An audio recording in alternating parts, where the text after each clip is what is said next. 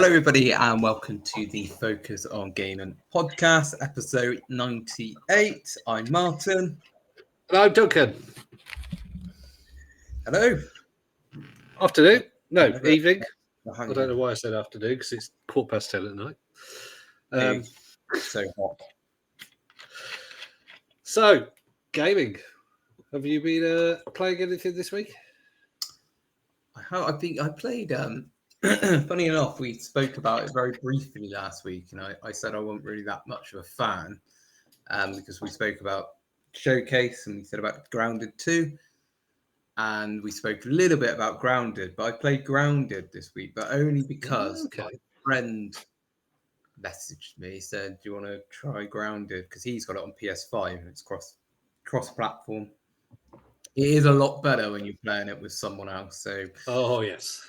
Because it's a difficult game. You gotta like collect stuff, and it's not that obvious, but when you got someone else there, like you can just chat to and build and stuff and collect the materials with, and also when you run into like a spider, it's I was going to say, and you could scream out when the spider jumps out at you.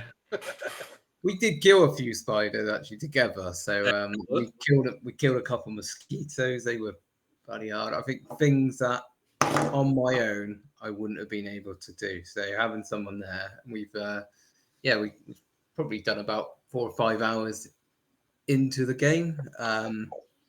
Excellent. I think we've got all our armor and stuff. We've got like a base we've built up, and now we got this one bit now which we can't get to because it's poison. When you go there, you get poisoned. So we got to make gas masks, but we need certain materials to make the gas mask, which we don't yet know how to get. So, but yeah, that's what I've been playing. It was an enjoyable game, but like you said, it's good with friends. And if you haven't got friends that are available all the time, it is a very difficult game. I only played it as well when it was. I think I may have played it when they did the 1.0 release, so that the story was complete. But I mostly played it when it wasn't complete. So I don't know if they made it harder, easier, or whatever. But if you like crafting games, it's a perfectly competent one with a good story apparently.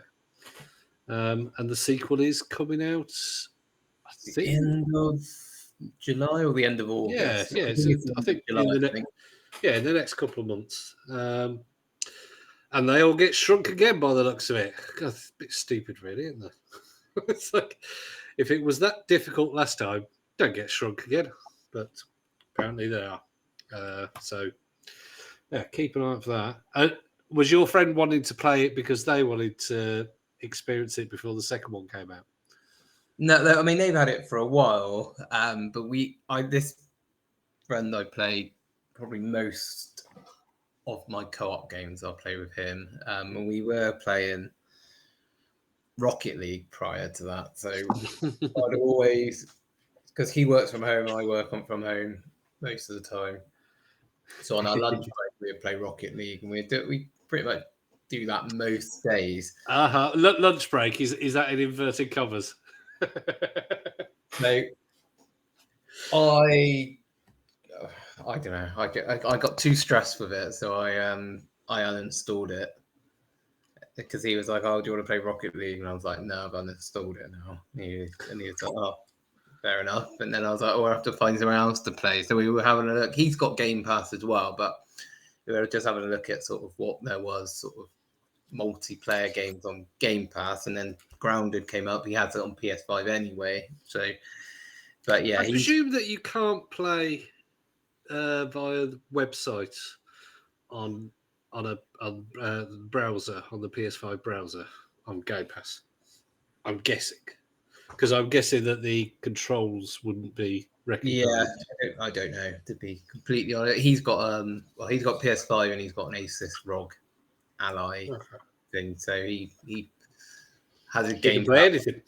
Yeah, Asus ROG Ally, but then obviously he's got his PS5 and his internet's not very good, so That's where he lives. He doesn't really do much cloud gaming. So he's gets put off by because I'm like, oh, just do it on the cloud because he's always on about his storage and stuff. But then because of his internet, he likes to download the games. But you had a pretty dire internet until probably double-digit episodes, didn't you?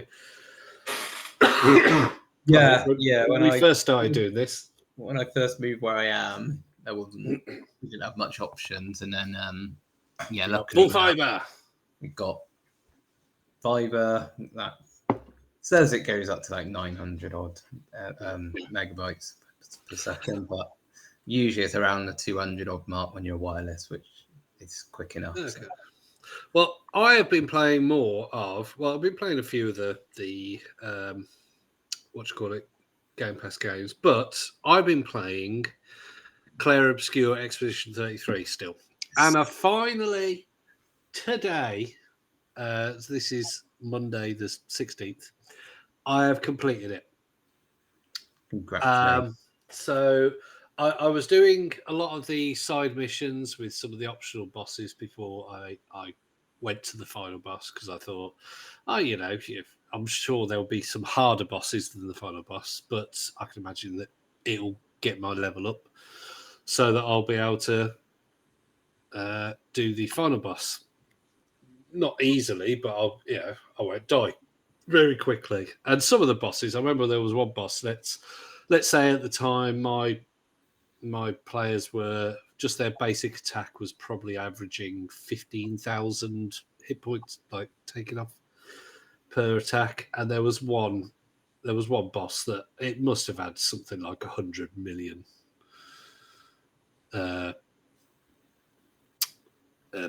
hit points because it took probably I think it took over an hour for the one boss because it was just every little attack was just this teeny tiny little bit getting off it.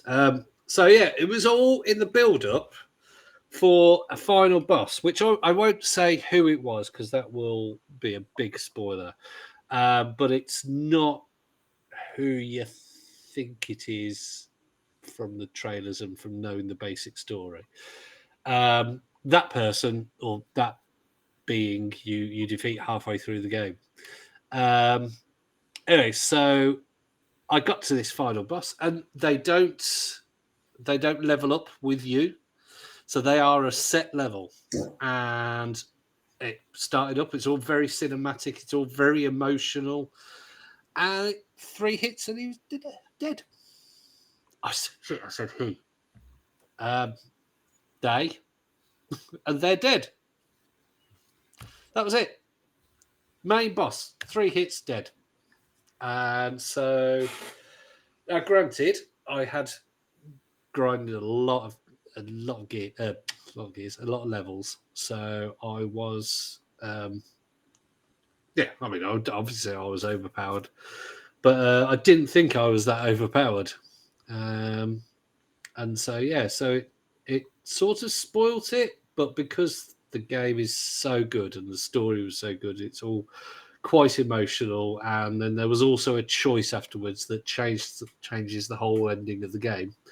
You can do one thing or another that literally gives you like completely different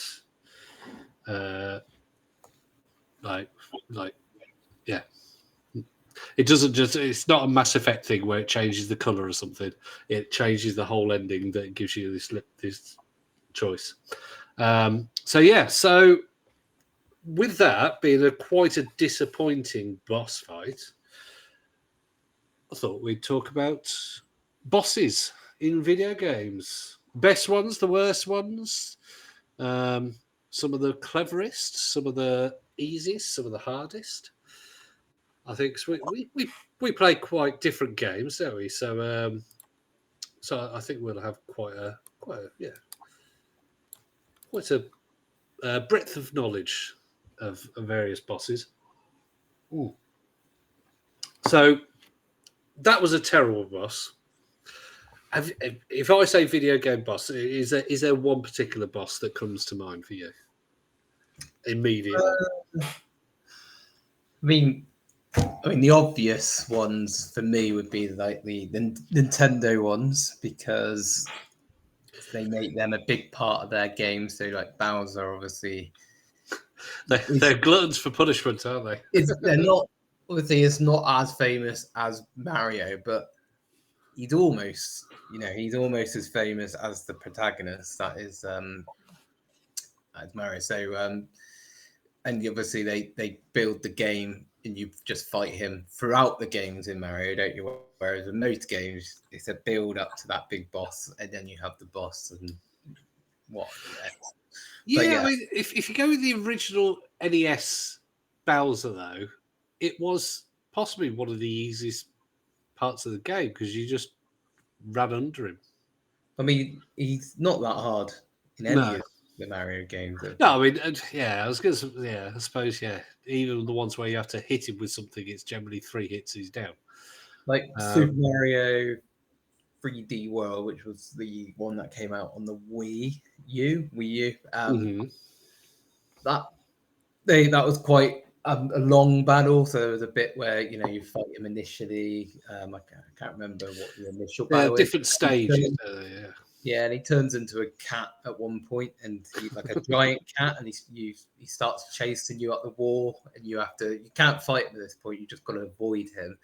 But then when you get to the top, you just throw like this power thing on his head, and that's it, really. But so that would you say it's because it's got the different parts, the parts where you can't attack, the parts where you do attack, the parts where you might have to platform a bit. And that's how they make it interesting. It is a clever boss. It's not. They're not because you also have the bullet sponge bosses who are just here's a boss, shoot them thousands and thousands and thousands of times, and they might eventually die. Whereas something like the Bowser that you just talked about is it brings together the whole game. So it's got the platforming sections. It's got the bit where you've got to jump on his head, or you've got to throw something at him, or you've got to use a slide, or you've got to, in that case, with Super Mario Wonder, you've got different hats, that you might have in a boss fight, and so that this is why their bosses are good because they make you use what you've learned. It's not just here's a boss, kill him. Accumulation of the game, isn't it? And it sort of brings it all together, which also sort of brings me on to Zelda because they do that really well as well. So throughout Zelda, you'll get different items to let you to be able to sort of progress through the game. And then usually on the last boss, which is usually Ganon or Ganondorf, you have to utilize all those different things that you've learned, and that'll be in parts as well. So you might have like in Twilight Princess, which is my favorite Zelda game. There'll be like Beast Ganon, and then you beat him, and then was there one of the Zeldas? There was a Dark Zelda. There was like a mirror image of you or something. Yes, on Ocarina of Time, where you it's just yourself, and you come out and you're in this like plain setting with water, so it's just reflected, and then there you are in like there's also a boss in Tomb Raider where you have a skinned version of yourself that basically copies every part of every motion that you do. So if you try and shoot it, this is the original Tomb Raider. If you shoot it, it shoots you. And so what you have to do with that is you don't shoot at all. You go out, you find out there's a switch somewhere which opens up a panel in a floor. So all you have to do is then walk around the opposite side so that the mirror image walks over the hole and falls down the hole. So I didn't know if did you have to do anything like that with Zelda, or is it most just items? Dark thing. I can't remember because it's such a long time ago. I can't remember if there was like a special way. I can't. I wouldn't know. I've, as I said, I've played extensively. The only Zelda I've ever played was the first one on the Game Boy. That's the only one I've ever played. I have tried other ones and just not really got into them. I just don't know why. They just never clicked with me. But I've got to say, your favourite platformer from the Nintendo era as well, Donkey Kong. He was a baddie. He was a boss. Of course, in Donkey Kong. Yeah. But yeah, Nintendo definitely has some of the most iconic bosses. The ones you pretty much named so far, Bowser and Ganondorf. But I think one of the cleverest people who makes bosses is definitely going to be Mr. Kojima, because Metal Gear Solid has various ones have a lot of the clever bosses, and they're also cinematic in a way as well, because obviously you have lots of cinematics with them. But do you know the end that's in Metal Gear Solid 3? Do you know him? Pardon, sorry. Do you know the end? Is that a boss? He's the really old sniper. I think he's meant to be something like 110 years old or something stupid like that. But he's a sniper.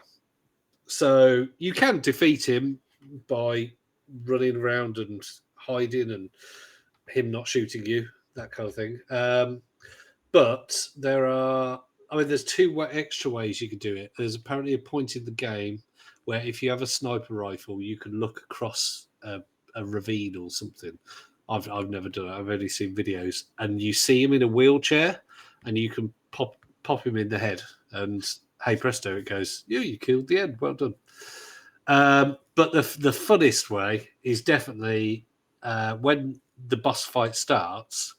You can exit the game, set your device time, like date, to a year later, and when you reload the game, he's dead of old age. So Kojima just did so many ones like that where there was clever ways of doing it, and obviously Psycho Mantis. Yeah. You played the original Metal Gear Solid, haven't you? Yeah. So for those that don't know, Psycho Mantis, you would try and defeat him, you try and catch him, shoot him, hit him, whatever, and he would just block, dodge, whatever, everything you did, and he would just taunt you for and laugh at you, kind of thing. And it was clever in the way that it kept you going for a while, but eventually it does go ring ring, and the general or whatever his name calls you up and goes, have you tried putting your controller in the second port? And it's like, oh no, I haven't tried to do that, because Psycho Mantis could read your mind, and the premise was that he couldn't read your mind if you put the controller in the second PlayStation 1 port. Now, I don't know how that works on modern consoles. But yeah, I don't know whether you'd actually be able to complete it if you were emulating and you didn't access the settings and add your Pro controller as a second. Emulators would have thought of a way around that, wouldn't they? Oh, you can add a second controller, but you'd have to know how to add a second controller or add your primary controller as a second controller. Yeah, but I'm sure PlayStation 1 emulators are quite old hat at this point, so I imagine that's quite easy. So Hideo Kojima, his games. I haven't played Death Stranding enough to know if there's even a boss in that. It did. I was one of the people that it didn't grab, because there's people that called it glorified delivery simulator, and I was just after a couple of hours. I'm like, I have no idea what's going on, so I didn't bother. So there might be really good ones there, but in Metal Gear Solid 5 as well, you had giant, the Metal Gear mechs. That was quite impressive in that. So if you want a good boss, Hideo Kojima games are the way to go. But who would you say is the most cinematic? Have you got a cinematic boss or a cinematic game that has good bosses in it that you can think of? Well, a lot of the Hideo Kojima bosses are quite cool, aren't they? But and the Ganon fights in Zelda is also quite cinematic. Have you ever played any of the Final Fantasy games? No, I haven't. But because the Final Fantasy 7 obviously sticks out when you meet Sephiroth at the end, and he has at least 2 stages. Hang on, I'm just trying to think. Two. Yeah, at least 2 stages, and there's like a final stage that you just have to keep pressing the button X. But yeah, it's. I think a lot of it is the music. It's very operatic, big movie score kind of music, as well as the fact that back in those days, those graphics were absolutely amazing. I was showing my 7-year-old the trailer for Final Fantasy 7 this morning, actually, and you could see his eyes sort of going, like glazing over and going, they were good. That was good graphics, was it? Okay. But no, there were so many, and the thing is, with the Final Fantasy games, especially the ones that have the summons, is that the summons themselves, so like they're basically magic spells. The summons themselves are quite cinematic, so they change any fight really, or even a minor boss fight into a quite a cinematic, epic piece. But yeah, I mean, Sephiroth and things like that are iconic at the moment. Just having Sephiroth with his wings that he floats down to take you on. It's just it makes the hairs stand up on the back of my neck just thinking about it. But then I was 19 or 20, 19 when it came out. Probably by the time I got it, I was probably 20, but I was 19 or 20, one of them. So I was an adult. Yeah, a core experience. That is, it's if you know Inside Out, the movie. That would be one of my core memories. That's the one. I think one of the most standout bosses for me is probably Nemesis from Resident Evil 3. Not so long ago, played the remastered version. So, because I suppose what's clever about him is that he is a boss throughout. He's constantly following you, isn't he? Yeah. So I mean, the game starts with you having to run away from him because he's there. And I think there's you and someone else. There's probably others, but he's meant to kill in people who work in this. Not to give the game away, but I mean, the game's quite old. But yeah, if you work in Umbrella Corporation or something, that he's been set to kill you and others. So I think there's only you and like someone else left. So he's pretty much chasing you throughout the whole game. And you can't actually do anything but run away from him the majority of the time, which makes it even because he's invincible, isn't he? Until the very end. But there's a few times during the game where you can sort of fight him, and there's a bit where he ends up going into the water, and that gets rid of him for a bit, and then he reappears later in the game, starts chasing you again. But yeah, it's at the end of the game where you like liquidate him essentially in this machine.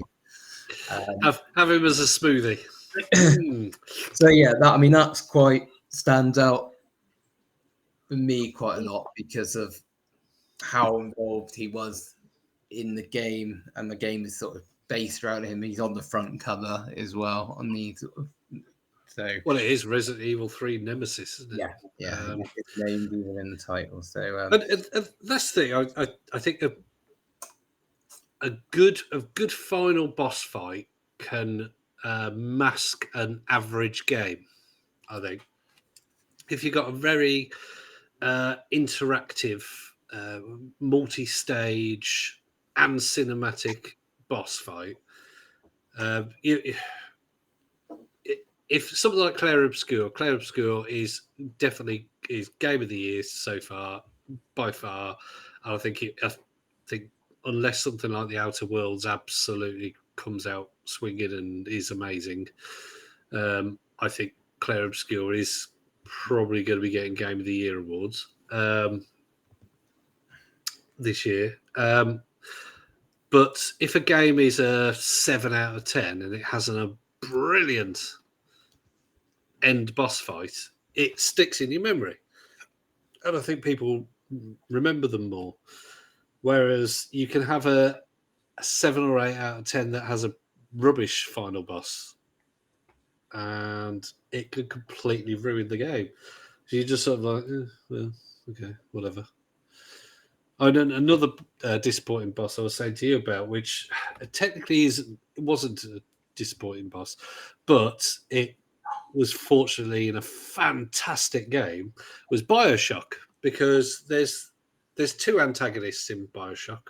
You've got Frank Fontaine, who's basically prepped you, mind controlled you and whatnot, who you do have a proper battle with, I think. But then the big one that you're meant to be killing, and I think biologically is actually the main character's dad in the first game. It's been a long time. I don't think that's a spoiler. But yeah, Andrew Ryan, he talks to you and reveals a couple of twists and turns and everything, and then the door opens and then you pop him on the head and he's dead. And that's it. Luckily for that game, there are plenty of intriguing and clever bosses where, but the thing is with BioShock, because you have the plasmids that give you powers, it's more about how you built your character. So it might be that you're fighting somebody who's got electric power, or somebody that's in water. So you would have electric power and go and fry them. So it's how you've loaded yourself up. But yeah, I mean, so Resident Evil 3, I think the fact that you have this invincible, and he's terrifying to look at as well. I think it's not Resident Evil 3, brilliant game, but it wasn't as good as Resident Evil 2. But I think that the Nemesis brought it up to a sort of made it memorable. Yeah. What about massive bosses? One thing that comes to me, which I'm ashamed of myself that I haven't ever completed it, is Shadow of the Colossus.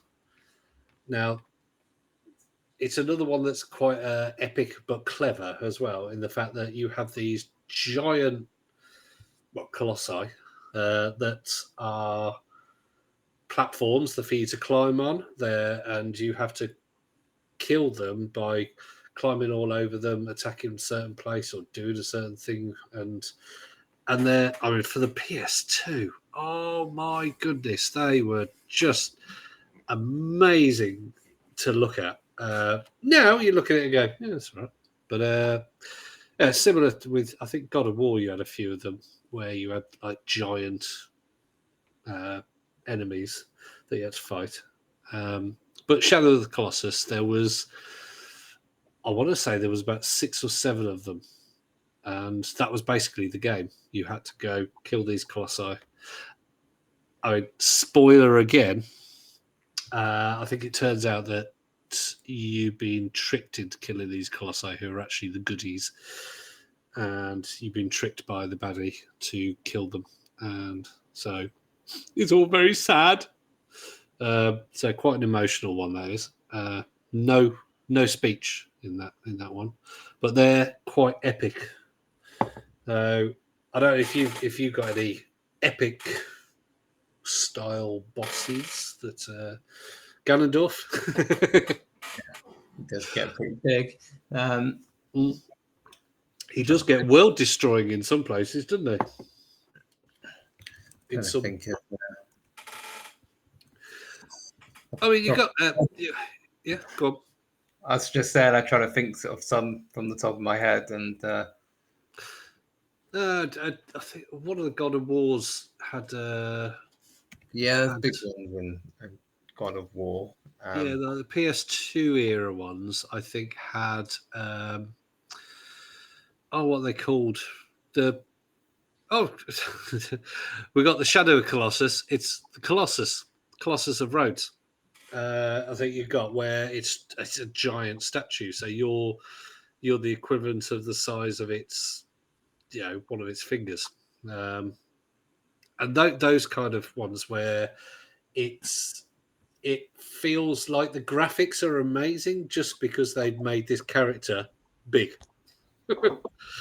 It's just a video game character, but they also do them quite cleverly sometimes, where they where there's more stone, right? It might be that you've got to hit their hand as it comes down to smack you or something, and then once their hand is down, you might have to run at their arm and hit them in the face or something. But they're not as they're not normally as skilled as something I can think of. Because one thing we haven't touched, because I've been nattering on, that you can talk about, Soulsborne bosses. Yeah.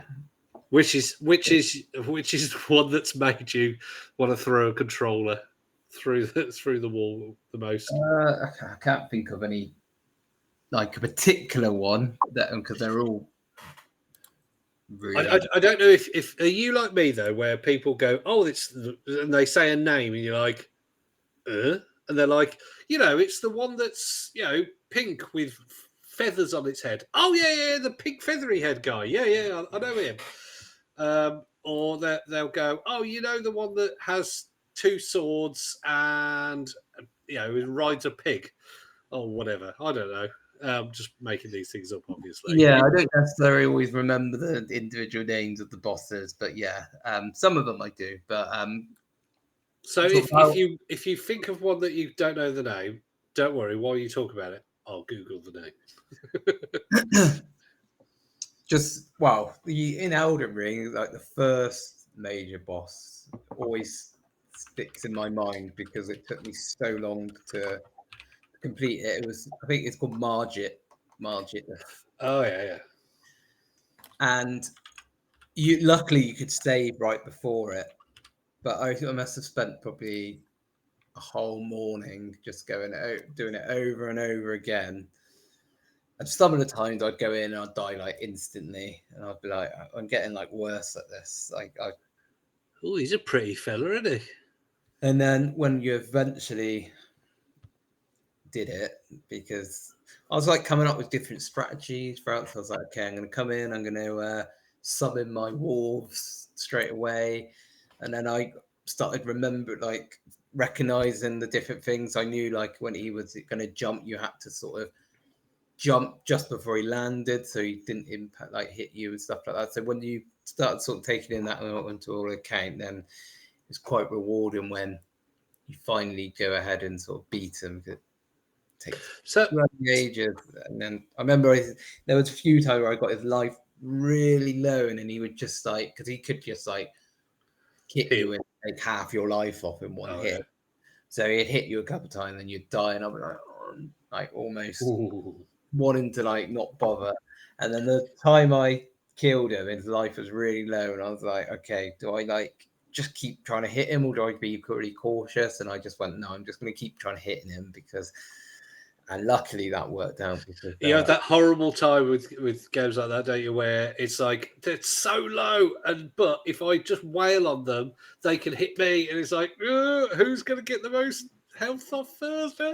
Yeah, there's that dialogue because you're like, okay, I can play it cautious and just make sure I don't get hit and try and get him when I get a good chance, or I can just go all in and just hope that I hit him before he hits me. But not really.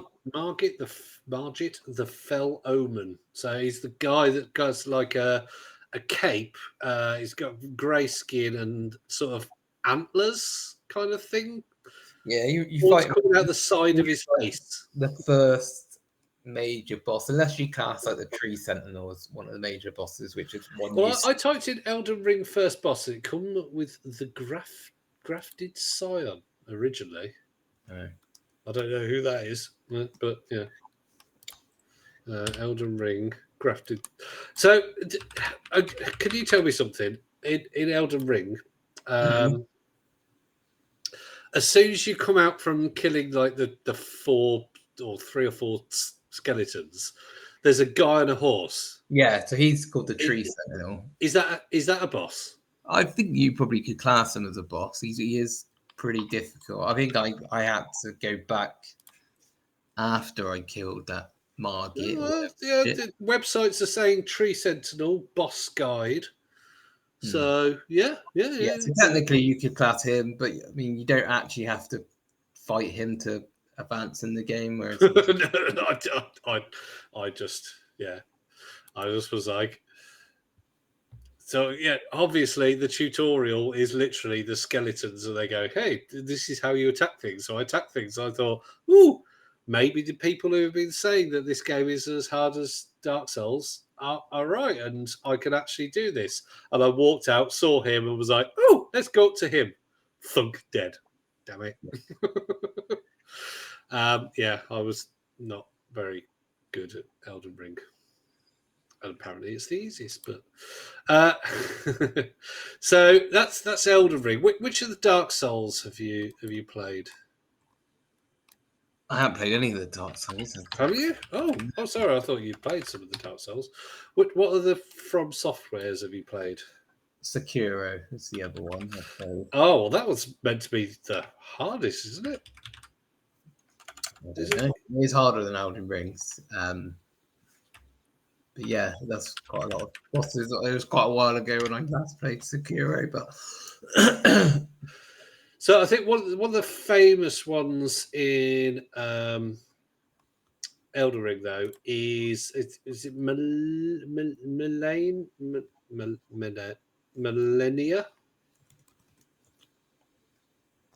The Blade of Miquella or something. Malenia. So it's one that she's a woman with red hair and a helmet with wings on. Yeah. Have you defeated her? Is she an optional boss or? I don't think I have. I'm just looking at her. Ooh.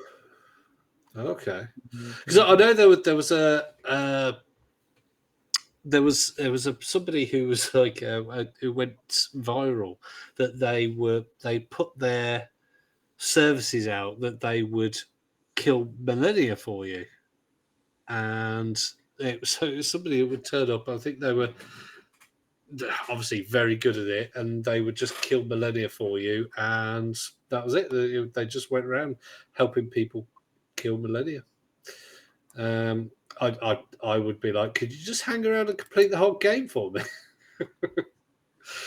So Elden Ring, Malenia, Blade of Miquella. I'm guessing she's quite hard because she's probably fast because it's very long katana style thing sword. But they are. Yeah, she is ranked number 1 as the hardest according to some websites. So this person who was offered a service to kill her is quite a valuable service they were offering. But they're offering it for free, so you know. So I'm just having a quick look. Hang on. Why does that say number 6? I'm looking at some. Oh, hang on. Hardest bosses. Easiest to most difficult. Right. So the bosses for Sekiro. Why does it only go up to? Oh, sorry, the webpage I'm looking for. Oh no, it's taken a long time to. So we're getting up to. I'm going to go straight to number 1 because why not? The Inner Father and Sekiro. It's an old guy with an owl. The original owl is a great skill check to introduce you to Sekiro's late game. Owl Father unleashes the full potential of the Shinobi versus Shinobi fight. As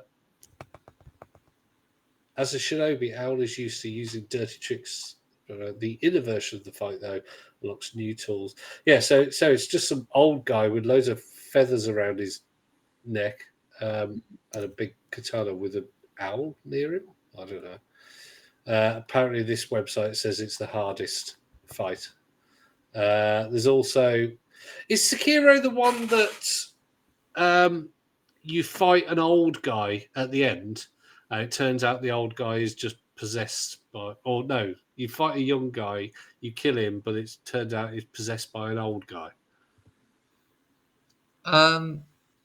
You do fight at the start against what I think you fight at the start with something, then you fight at the end. But you don't kill him at the start. I can't remember who. Inner Ishin? Inner Ishin is everything you love and hate about Sekiro's final boss on steroids. So is it? Yeah, I don't know, but it's obviously there. Oh, blimey, there are demons and stuff. The Demon of Hatred is one of the hardest ones. It's basically a red, furry fire demon kind of thing. But yeah, I mean, nowadays I'm not somebody who goes for hard bosses. Definitely not. I mean, I will say, although I did say about Clair Obscur and I killed him in 3 hits, I didn't think I would kill the last boss in 3 hits. But I have got it in on the easy level because I wanted the story, and it has made probably 90% of fights reasonably easy. I'm not interested in From Software kind of difficulty. Yeah. But I mean, go back at things like Final Fantasy VII. You didn't have difficulty levels, I think, in that. And if you went to a boss that you weren't leveled enough for, you had to grind it up. But sometimes you can fake the by having like the ability to beat a boss because you might have something that nullifies, and that's the thing. This is where the tactics come in. If you've got an ice boss and you have on an RPG and you have a like you can't be damaged by ice, then you could just sit there and wail on them. It doesn't really matter. But generally with Final Fantasy games, the last boss doesn't have a weakness, and you just have to wail on them quite a lot. But also you have to have a good team. So you have to have somebody that heals, somebody that attacks, somebody that has a good summon or something like that, or somebody that does regeneration, regen. But those are turn-based ones. I don't think I've ever really, I haven't really ever had a hard action game that I've played. The first boss I killed was from Streets of Rage. They would have like a boss at the end of each level, and then at the end you had the big boss guy who was like the leader of this. I don't know what they were called, but the corporation thing that you were sort of taking down. Yeah, they were like some really weird corporation gang, weren't they? Yeah, I remember like because it's Sega Mega Drive graphics. You'd go on and then he'd get out. He would ask you if you wanted to join them. And you could say yes or no. If you said yes, that was it. End of game. Yeah. I think it'd bring you back to level 6 or so. I think it just put you back a few levels, and then if you said no, you'd get out a machine gun and start trying to shoot you. But the bullets, because it was N64, you could see the bullets coming towards you, so you could just like slow motion bullets. They look like Rice Krispies as well, so you just had to just sort of you could just avoid him, walk over to him, and start hitting him when he's like there trying to obviously shoot you. But on the last level, you have to go through all the bosses during the game. Oh again. Yes. But you don't actually have because you could just call in your police car. They had a rocket launcher. It's like, you've got a bloody rocket launcher. Why can't you just stay there and fire a load of rockets? Rocket launcher, yeah, and it would like usually take like half the life of the boss, and then you would just then do the rest. Whereas you couldn't do that on the last because you were in a building, so they couldn't get into the building. So you just have to. You had like these the twin girls. I found one of the hardest. All the different bosses on. Oh, the ones with the whips. yeah. I think you first see them on the boat. Yeah, they're like kinky girls, aren't they? Kind of thing. They were really tough. Remember Final Fight as well? No, I've never played Final Fight. It's basically like Streets of Rage. Just it was I think the first Final Fight was a little bit after Streets of Rage. I don't know whether Streets of Rage 2 was. I don't know, but anyway, they're roughly all the same time, kind of thing. And so Final Fight, pretty much the same thing. It was the one with Hagar, and it was on I think on the Super Nintendo. They completely fluffed it by not there was like 2 different versions you could buy, and they only had 1 character, whereas the arcade version had 3 characters. But yeah, it's a great game as well. Was like you said, all these bosses at the end. It would just be timing and, in a way, From Software difficulty. In a way, because they were flipping tough games, and you only got about sort of 3 or 4 lives, and then maybe 2 continues. There was normally some kind of cheat, wasn't there? I think for Streets of Rage and Streets of Rage 2, there was a cheat to get you extra continues, but there wasn't like an unlimited continues. They were quite hard games. Yeah, you had to do it all in one sitting as well most of the time. Yes, couldn't save. I was just having a look while you were talking about if you're playing 1-player Streets of Rage and you said no, apparently a trapdoor would open up and you'd fall onto stage 6 and you'd have to sort of go from there. If you're playing it in co-op and one of you said yes, didn't you have to fight each other? Yeah, they would face. You'd have to fight each other to the death. Yay! Well, so technically, we are the boss. Yeah, there you go. That's one of the toughest bosses, I presume, nowadays, because obviously everything's online nowadays. So yeah, you should do that in more games. On that, they should make someone else the boss, and you fight someone else. Yeah, I mean, we've got.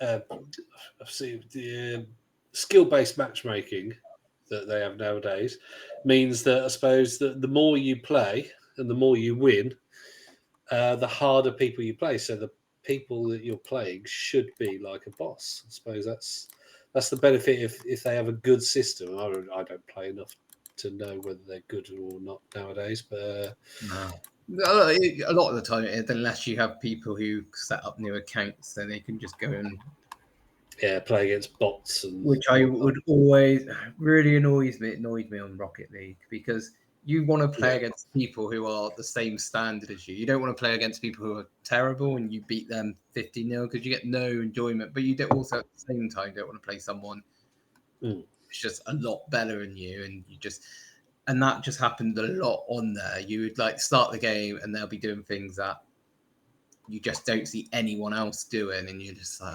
you just know from the start this is just gonna, and then you're like, why is the point? Like, what a joy you're getting out from beating someone. Yeah.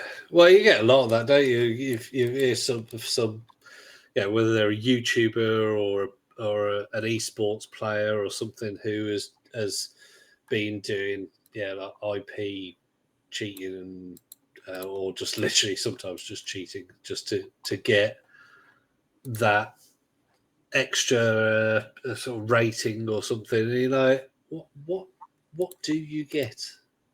Now, granted, some of the esports players who have cheated or whatever, yes, they're getting money from it and making a lot sometimes, but you'll always be found out. I think there's so many people out there that are checking these people that whether they're cheating or not. There's just no point. Technically, the ones on Rocket, they're not cheating because they're dropping down, or they're setting up new accounts, or they're dropping down their ranks just so they can play people. But I think there are some games out there where some of the developers, if they do things like that, there are ways how they can find out if they're doing that, and they can at the very least they screw their game up. But yeah, I mean, I can't really complain about cheating, because I remember on the like early Call of Duty games, the glitches. There was a one on World at War where you could get under the map. Oh yes, yeah. And Rainbow Six Siege. You had to do like on a specific bit of the map. You had to like jump into this fence into like a corner, and you had to, while you were jumping, you had to land while crouching, and you would like sort of glitch into them. But it wasn't guaranteed you'd do it first time, and then you would like look over and you'd see about 4 people there doing this weird jumping glitch. You know what they do, so you could just throw a grenade and get like easy kills before they actually got under the map. And obviously that didn't work. So you had to be pretty good with it to actually. And I think I did it like a couple of times where I got under the map, and I must have ruined the game for like the other team, because they just got one player shooting them from below and then getting all the kill streaks. So then you'd have the dogs coming out in the I've done some of them when what's it called, Rainbow Six Siege first came out. There was a couple of glitches that meant that people could like be invisible, or there was ones where you could be invincible. Also, generally they were punished generally, though. Mostly they were punished with bans, like you get a 7-day ban or something. But I remember GTA Online, when GTA Online first came out, there was so many glitches. It was hilarious. I mean, there was one where you could get like you said under the map, and you could just shoot people from wherever you wanted. Obviously, there was the big one was money. When it first came out, they worked out how to give money basically to anybody, and all you had to do was join a server that with other people who had the mod, and they could give you money. So me and all my friends at the time, there was about 5 of us that were playing, and we all had about $10 billion. I mean, one of us though only got about $500 million, and we were taking the mick out of him. So, you're a poor. We bought everything as much as we could. We bought everything.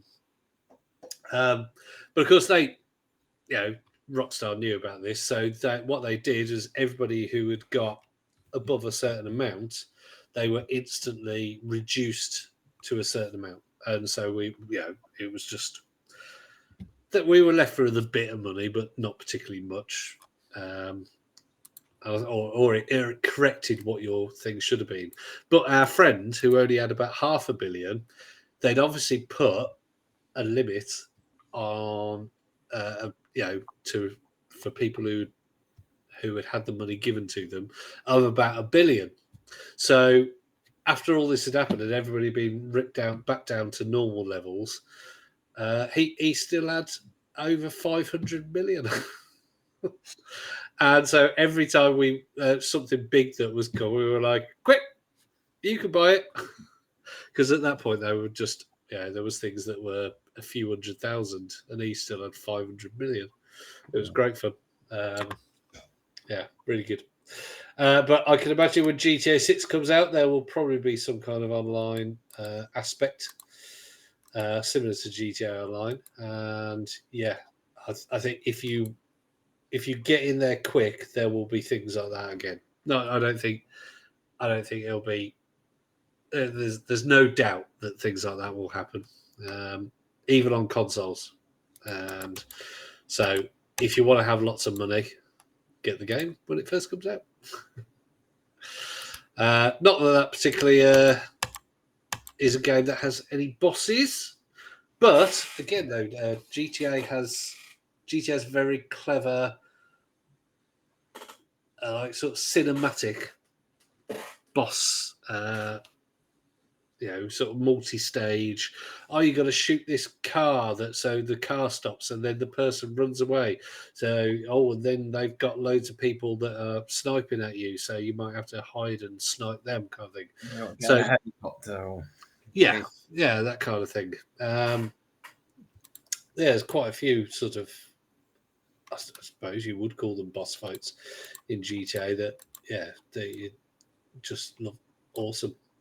One that we haven't talked about that you don't actually shoot or do anything is Portal 1 and 2. Because Portal 1 and 2, the boss fight in the first one is GLaDOS, and the boss fight in the sequel is Wheatley. So in the first one, you have to. There's like a rubbish chute, and you have to. There's like energy balls, I think, and you have to put the energy balls in the rubbish chute, and eventually, GLaDOS blows up or something like that. I don't know. But the second one is quite funny because once you've defeated Wheatley, you don't actually defeat him. You do a what's called a portal near him, and then you can see the moon. And obviously, the moon is what is it? 85,000 miles away. So you can look at the moon, and you shoot another portal at the moon, and so, bing, and it literally even has the comedic sound of the you fire it, and after a few seconds, it goes, bing, and he gets sucked onto the moon, and fantastic. See, that's a brilliant cinematic boss fight that has zero weapons as such. I mean, obviously you have the portal gun, but because of the interaction of the boss, take the mick out of you in that case, and being hilarious, and the actions you have to do are fun. Is they're very, very, very good. If people haven't played the Portal games, Portal 1 and 2, highly recommend them. They're absolutely fantastic games with great boss fights, but they're not fights. Well, I think we've done bosses to death, really, haven't we? Yeah, there's probably those we have forgot about. Oh, but there's I mean, every game out there pretty much has some kind of boss. Even Animal Crossing probably has a boss in some respect. I mean, if you want some of the funniest bosses, go in the Yakuza games, because generally you have men in nappies. That's a common thing. So that should be an honourable mention, especially the Yakuza Like a Dragon ones, and now they're called Like a Dragon Infinite Wealth. Yeah, and then you got epic cinematic. It's like Call of Duty, the original Call of Duty. It's not a boss fight, but the first level, D-Day, and it's just so many good. I suppose they would even call them they're set pieces rather than boss fights. Anyway, but I've rambled on enough. So we just hit an hour, so perfect timing really to say focusongaming.co.uk and like, subscribe, listen, blah blah blah blah blah. And hopefully we'll have Tom back next week. Yes, I think he's penciling in returning. So yeah, good. Join us on our Facebook page and send us a question, and we'll see you for episode 99. On that note, yeah. bye. Bye.